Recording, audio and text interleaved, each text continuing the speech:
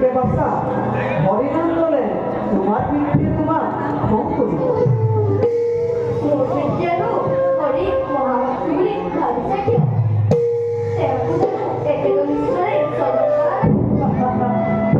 হয় বাসা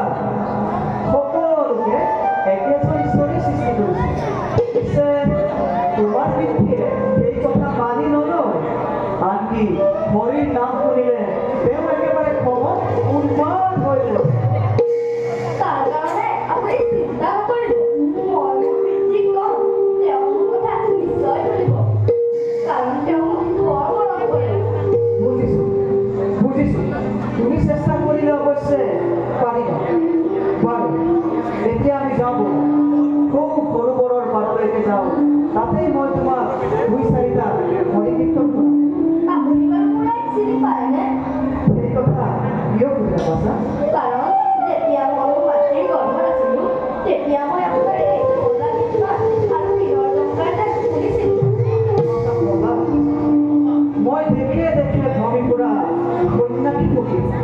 কেতিয়াবা হয়তো ক'ৰবাত শুনিবও পাৰা বাৰু ব'লা এতিয়া পৰম নকৰোঁ মই তোমাক দুই চাৰিটা হৰি কীৰ্তন শিকাম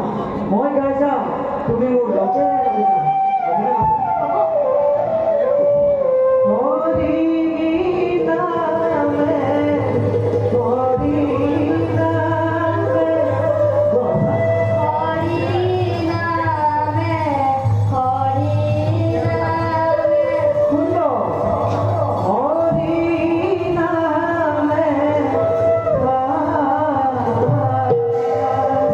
হৰি নামে